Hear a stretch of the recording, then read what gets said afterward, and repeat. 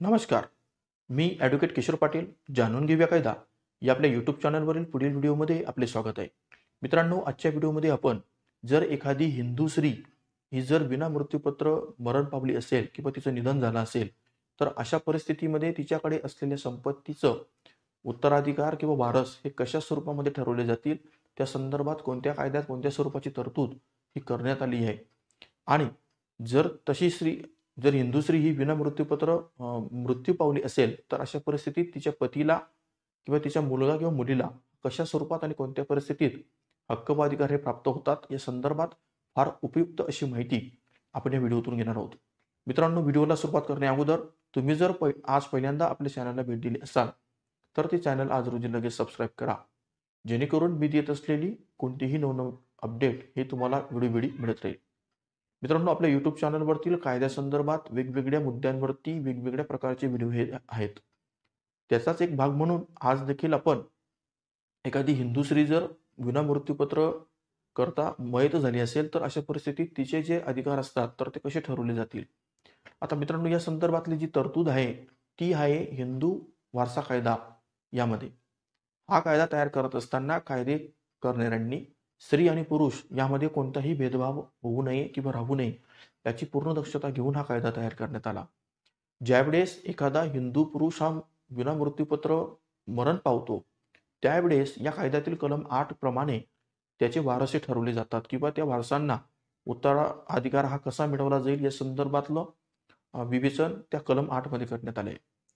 परंतु जर एखादी हिंदू स्त्री ही विना मृत्यूपत्र मरण पावली असेल, तर अशा परिस्थितीत तिला देखील त्या स्वरूपाचा अधिकार असायला हवा, हा उद्देश डोळ्यासमोर ठेवून त्या कायद्यामध्ये कलम 15 हे अंतर्भूत करण्यात आलं.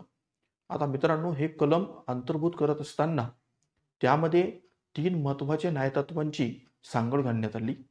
पहिला म्हणजे समानता, सामाजिक आणि समरसता या 3 मूलभूत न्यायतत्वांची सांगड घालून हा कायदा करण्यात आला, जेणेकरून स्त्री आणि पुरुष यामध्ये कोणत्याही स्वरूपाचा भेदभाव हा होता कामा नये.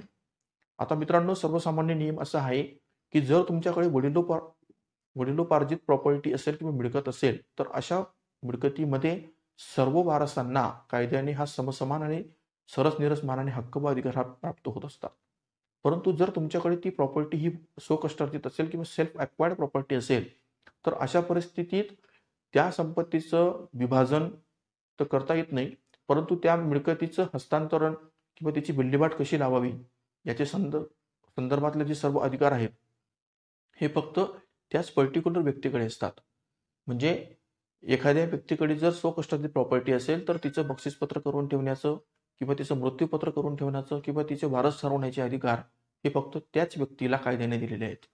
आता असं होत असताना जर एखादी हिंदू स्त्री ही विना मृत्यूपत्र मरण पावली, तर तिचे हे वारसे कसे ठरवले जातील, तर या संदर्भातली तरतुदी कलम 15 मध्ये आहे. कलम 15चा जर आपण विचार केला, तर या कलम 15 मध्ये तिची ॲब्सोल्यूट प्रॉपर्टी म्हणून त्या कलमामध्ये उल्लेख करण्यात आले आहे.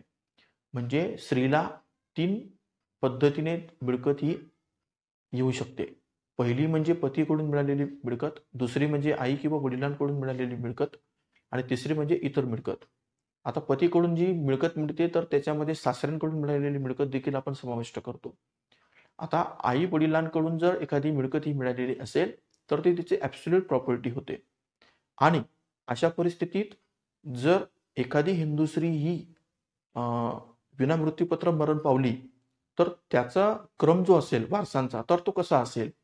तो पहिला क्रम असा आहे की माता पिता, त्याच्यानंतर आई वडिलांचे वारस, त्याच्यानंतर पती किंवा मुलगा मुलगी किंवा पती किंवा मग पतीचे वारस, आणि त्यानंतर तिसरं म्हणजे तिसरा जो कॉलम आहे तर तो आहे की सासू सासऱ्यांचे वारस. अशा 3 पद्धतीमध्ये त्या कायद्यातील वारसे ठरवले जातील. म्हणजे एखादी हिंदू स्त्री जर मरण पावली विना मृत्यूपत्र करता आणि ती प्रॉपर्टी जर तिला आईवडिलांकडून मिळालेली असेल, तर त्याचा प्रथम क्रमांक हा आईवडिलांच्या वारसांना जाईल. म्हणजे ही तरतूद करत असताना ज्या स्रोताकडून ती प्रॉपर्टी तिला मिळालेली आहे, तर त्याला न्याय मिळण्यासाठी अगोदरचा क्रम हा त्यांना जातो. आता मित्रांनो, यामध्ये घोळ असा आहे किंवा यामध्ये एक क्लिष्टता अशी आहे की जर समजा पतीकडून ती प्रॉपर्टी मिळालेली असेल, तर पतीकडून ती प्रॉपर्टी मिळाली आणि पती जर वारले किंवा त्यांना जर काही मुलगा वगैरे नसेल, तर ती पतीचे जे वारस असतील म्हणजे सासू सासऱ्यांचे जे वारस असतील तर त्यांच्याकडे ती प्रॉपर्टी जाईल. त्यानंतर महत्वाची गोष्ट अशी आहे की हा जो नियम आहे हा सावत्र मुलाला लागू होणार नाही. परंतु जर त्याच हिंदू स्त्रीचे 2 पती असतील आणि त्यांच्यापासून जर एक मुलगा जन्माला आला असेल, तर त्या दोन्ही मुलांना तिच्या संपत्तीमध्ये अधिकार किंवा हक्क मागण्याचा कायद्याने अधिकार हा प्राप्त होतो. परंतु सावत्र मुलांच्या बाबतीत अशा स्वरूपाचा अधिकार हा कायद्याने देण्यात आलेला नाही.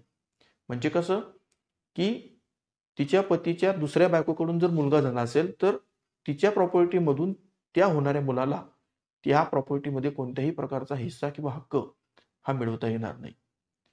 आणि मित्रांनो, या संदर्भातली जी तरतूद आहे, की जर एखादी स्त्रीला ती प्रॉपर्टी जर मिळालेली असेल, आई-वडिलांकडून मिळालेली असेल किंवा सासरच्या मंडळीकडून मिळाली किंवा इतर स्रोताकडून मिळालेली असेल, तर त्या प्रॉपर्टीचं मृत्यूपत्र करून ठेवण्याचे जे अधिकार आहेत, तर ते हिंदू वारसा कायदा कलम 30 मध्ये करण्यात आले आहेत. या कायद्यानुसार त्या हिंदू स्त्रीला त्या संपत्तीचं मृत्यूपत्र करून ठेवण्याचा कायद्याने अधिकार प्राप्त होतो. तर मित्रांनो, अशा स्वरूपामध्ये जर एखाद्या हिंदू स्त्री ही जर बिना मृत्यूपत्र मरण पावली असेल, तर अशा परिस्थितीमध्ये त्यांचा जो क्रम आहे, तर तो क्रम कशा स्वरूपात ठरेल, या संदर्भातली फार उपयुक्त अशी माहिती आपण या व्हिडिओमधून घेतली. मित्रांनो, आजचा हा व्हिडिओ तुम्हाला कसा वाटला ते जरूर कळवा. तुम्हाला जर हा व्हिडिओ आवडला असेल तर याला जास्तीत जास्त लोकांपर्यंत शेअर करा आणि तुमचे जर काही वैयक्तिक कायदेशीर प्रश्न असतील तर ते तुम्ही मला आपल्या संपर्क नंबरवर संपर्क करून सहशुल्क सल्ला देखील घेऊ शकतात. धन्यवाद.